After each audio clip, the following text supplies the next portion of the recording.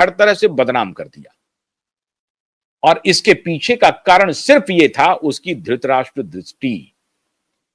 और धृतराष्ट्र दृष्टि उनकी यह थी कि जैसे ही शरद अजित पवार डिफेम होगा, हम अपनी बेटी को नेता घोषित कर देंगे। इतनी बेशर्म पॉलिटिक्स है शरद पवार की कि अपनी बेटी को सांसद बनाने के लिए भारतीय जनता पार्टी के साथ मिल गए। अपनी बेटी को किसी भी तरह से सुरक्षित रखने के लिए बीजेपी से मिले हुए हैं। अभी उनकी बेटी मोदी जी की जो टीम गई थी ऑपरेशन सिंदूर की बात बताने के लिए पूरी दुनिया में, तो सुप्रिया सुले भी उस टीम में शामिल थी। और उसमें कहा गया कि नहीं, देश को हम आगे रखते हैं, पार्टी हमारे लिए, सरकार हमारे लिए दूसरी है, देश हमारे लिए बड़ा है। ये कोई देशद्वेष इनके लिए कोई बड़ा नहीं है। ये सिर्फ अपॉर्चुनिटी देखा कि प्रधानमंत्री की तरफ से संदेशा आया, ये मौका अच्छा है संबंध को और मजबूत करने के लिए।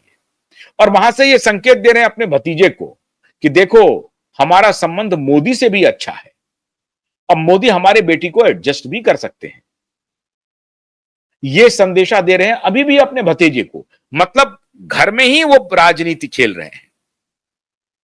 शरद पवार वो शख्स हैं जो कांग्रेस पार्टी को तोड़ करके बीजेपी के साथ मिलकर के सरकार बनाई थी। ये है शरद पवार, ये है इनका ट्रैक रिकॉर्ड। बाकी ट्रैक रिकॉर्ड तो छोड़ दीजिए। तो सबसे पहले धोखा देने का अगर किसी के ऊपर आरोप लगा, महाराष्ट्र में कम से कम कांग्रेस की इतनी बड़ी जमीन को इन्होंने नेस्तनाबूद किया, ध्वस्त किया, तोड़ा और सिर्फ मुख्यमंत्री की कुर्सी के लिए समझौता कर लिया, जस्ट अपोजिट आइडियोलॉजी से। और आज उसी अपोजिट आइडियोलॉजी के खिलाफ खड़े हैं। Bharatiya Janata party just opposite थी कांग्रेस की आइडियोलॉजी के, उनके साथ मिलकर के सरकार बनाई। और आज भारतीय जनता पार्टी को छोड़ करके कांग्रेस के साथ मिलकर के और उद्धव के साथ, फिर यहां पर अपोजिट उद्धव के साथ मिलकर के महाविकास अघाड़ी बना लिया। क्यों? क्योंकि फडणवीस को सत्ता से बाहर करना था, भारतीय जनता पार्टी को सत्ता से बाहर करना था, इसलिए हर तरह के समझौते कर लिया शरद पवार ने। शरद पवार के ऊपर फडणवीस का यह बयान साबित करता है कि, और कहा उन्होंने कि अजित पवार को बीजेपी से कोई लेना देना नहीं था, बीजेपी ने इस मामले में कोई भूमिका नहीं अदा की है। अजित पवार किस तरह से ह्यूमिलिएट हुए अपने परिवार में और एनसीपी में, उसका जीता जागता उदाहरण है कि उन्होंने तय कर लिया कि मुझे इस पार्टी को तोड़ना है, मुझे इस पार्टी को छोड़ना है, नई राह बनानी है। और नई राह उन्होंने बना लिया और भारतीय जनता पार्टी के साथ अलायंस कर लिया। वही इशारा उद्धव ठाकरे की पार्टी के लिए भी किया फडणवीस ने। पूछा गया कि आप 50-50 लाख दे रहे हैं, हालांकि हमको लगता है कि कहना भूल गए होंगे 50 करोड़ होगा। 50 लाख में कौन होता है आजकल? कुछ नहीं होता है। 50 करोड़ बोलना चाहिए था रजत शर्मा जी को, उन्होंने 50 लाख कहा। खैर 50 लाख ही मान लेते हैं। उद्धव ठाकरे ने कहा कि 50-50 लाख रुपए एक एमएलए पर खर्चा हुआ है और ये खर्च करके हमारे एमएलए को प्रलोभन देकर के तोड़ा है। फडणवीस ने कहा कि अपनी बिल्कुल विरोधाभासी विचारधारा के साथ, बिल्कुल विरोधी विचारधारा के साथ उन्होंने सिर्फ कुर्सी के लिए समझौता किया। और सबसे बड़ी बात, अपने बेटे को राजनीतिक उत्तराधिकारी मजबूती से बनाने के लिए उद्धव ठाकरे मिशन मोड पे काम कर रहे थे। और उद्धव ठाकरे एक सुपर सीएम के रूप में एक्टिंग कर रहे थे। उन्होंने कहा कि एकनाथ शिंदे की जो मिनिस्ट्री थी, उस एकनाथ शिंदे की मिनिस्ट्री का भी मीटिंग आदित्य ठाकरे ले रहा था। और एक बार नहीं, कई बार हुआ। तो एकनाथ शिंदे को लगा, एक तो ये महाविकास अघाड़ी में चले गए हैं, जनता के बीच हमें जाना है, हम तो सनातन और हिंदुत्व के नाम पर वोट मांगते रहे हैं, अब हम ये जो अपोजिट विचारधारा परस्त पार्टियां हैं उनके साथ जाकर के कैसे जनता के बीच में जाएंगे? जनता पूछेगी तो उसका जवाब क्या देंगे? एक तो समस्या ये हो रही थी सभी शिवसेना के विधायकों और कार्यकर्ताओं को। तो एकनाथ शिंदे वहां परेशान थे। फिर उनको आशा थी कि एकनाथ शिंदे को मुख्यमंत्री बनाया जाएगा जब महाविकास अघाड़ी हुई थी, वहां कुर्सी चली गई, वो अपेक्षा भी खत्म हो गई। अब जब मंत्री बना हुआ है एकनाथ शिंदे, तो एकनाथ शिंदे की मिनिस्ट्री की मीटिंग आदित्य ठाकरे ले रहा है। यह सुपर सीएम की भूमिका में था, तभी तो ये सचिन बाजे को कह रहा था कि वहां चले जाओ।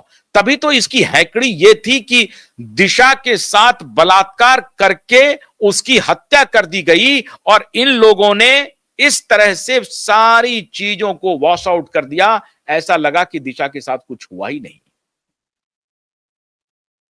पूरी तरह से ये जो उद्धव ठाकरे का बेटा आदित्य ठाकरे है, ये सुपर चीफ मिनिस्टर के रूप में व्यवहार कर रहा था और इसी का अकाउंट दिया कल सीधा सीधा देवेंद्र फडणवीस ने। कहा यह तकरार का विषय है, भारतीय जनता पार्टी का नहीं। और जब उनका तकरार आदित्य ठाकरे से और उद्धव ठाकरे से आमने सामने हो गया और उन्होंने तोड़ दी पार्टी, तब हमने जरूर उनको अप्रोच किया। जब पार्टी टूट गई उनकी, तब हमने उनको अप्रोच किया और तब कहा कि आप हमारे बीच आइए। तो हमने शिवसेना को नहीं तोड़ा है, हमने एनसीपी को नहीं तोड़ा है। अजित पवार आए हैं अपने चाचा के व्यवहार से दुखी होकर के, और एकनाथ शिंदे आए हैं इन दोनों बाप बेटों के व्यवहार से फ्रस्ट्रेट होकर के। दुखी होना अलग बात है, फ्रस्ट्रेशन में होना, फ्रस्ट्रेट होकर के ये दोनों बाप बेटे से एकनाथ शिंदे हमारी तरफ आए हैं। और एकनाथ शिंदे के मन में अब कोई उहापोह नहीं है। भारतीय जनता पार्टी के साथ हमारा अलायंस 2000 अभी जो 30 तक का हमारा जो अलायंस है, ये रॉक सॉलिड है और आराम से हम अभी 5 साल चलाएंगे, 29 तक। कोई कहीं कोई दिक्कत नहीं है। और इसमें जो भ्रम पैदा करने की ये दोनों बाप बेटा कोशिश कर रहे हैं, वो कोशिश कामयाब नहीं होगी।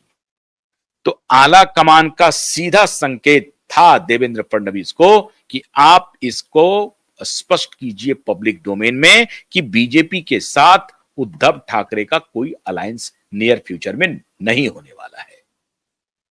संदेश साफ है। हालांकि इस मुद्दे पर कोई बातचीत नहीं हुई इतने देर के इंटरव्यू में कि आदित्य ठाकरे के लिए आप एफआईआर क्यों नहीं कर रहे हैं, उसकी गिरफ्तारी क्यों नहीं हो रही है, इस मुद्दे पर कोई पूछताछ नहीं हुई। खैर, वो पहले से ही हुआ होगा कि भाई इस मुद्दे पर मत पूछिएगा, क्योंकि कोर्ट इसमें इन्वॉल्व हो गई है और जैसे ही कोर्ट का आदेश आएगा हमको तामील करना ही पड़ेगा। तो इसलिए हम बिल्कुल से इत्मीनान तरीके से चल रहे हैं। हम अपने ऊपर कोई तोहमत नहीं लेंगे। अदालत के पास ऑप्शन ही ऑप्शन है और अदालत मुझे आदेश देगी। हम अपने किसी एक आध दो अफसर की बलि चढ़ा देंगे, भले ही शैलेंद्र नगरकर को इसके लिए फटकार सुननी पड़े या उसको उसके करियर में कोई दाग भी लग सकता है। अगर अदालत ने कोई स्टर्न एक्शन ले लिया कि गिरफ्तार कीजिए इनके, ये गलत एफिडेविट दे रहा है, खामखा आ रहा है, तो इनको गिरफ्तार किया जाए। शैलेंद्र नगरकर के खिलाफ गिरफ्तारी का पिटीशन पड़ा हुआ है, पब्लिक प्रोसिक्यूटर के खिलाफ गिरफ्तारी का पिटीशन पड़ा हुआ है, तो कुछ भी हो सकता है। इसलिए अब इन्होंने सिर्फ ये टालना की कोशिश की है कि ये मामला अदालत की तरफ से आए, अदालत हमें आदेश दे कि आदित्य ठाकरे को गिरफ्तार करो। संदेश साफ है, उद्धव आदित्य के साथ भारतीय जनता पार्टी का कोई मिलन नहीं है। इसलिए एसएसआर वॉरियर, आज से आप पूरी तरह से इत्मीनान हो जाइए, कंफर्म हो जाइए। ऑफिशियली देवेंद्र फडणवीस ने आकर के कैमरे पे कह दिया है कि उद्धव ठाकरे के साथ हमारा कोई संबंध नहीं है और हम कोई राजनीतिक अलायंस बनाने नहीं जा रहे हैं। और अगर कोई राजनीतिक अलायंस बनाने नहीं जा रहे हैं, कोई संबंध नहीं है, तो हम किसी कानूनी पचड़ा में हम ना 3 में रहेंगे ना 13 में रहेंगे। हम एक जिम्मेदार पद पर मौजूद हैं, सरकार को चला रहे हैं और अगर अदालत का आदेश हमें आएगा तो सरकार को एक्ट करना ही पड़ेगा, इसके अलावा कोई चारा नहीं है। जब तक हम बचने की कोशिश करेंगे, लुका छिपी खेलने की कोशिश कर सकते हैं, खेलेंगे, लेकिन उसके बाद तो आसपास खत्म हो जाएगा, लुका छिपी का खेल खत्म हो जाएगा। अदालत अपने 4 चश्मे से देख लेगी, पकड़ लेगी और पकड़ के कहेगी अब तुम्हारा लुका छिपी का खेल खत्म। तो संकेत साफ हो गया है अगस्त महीना के लिए। 7 अगस्त का इंतजार कीजिए, साफ साफ संकेत है। बहुत बहुत शुक्रिया, नमस्कार।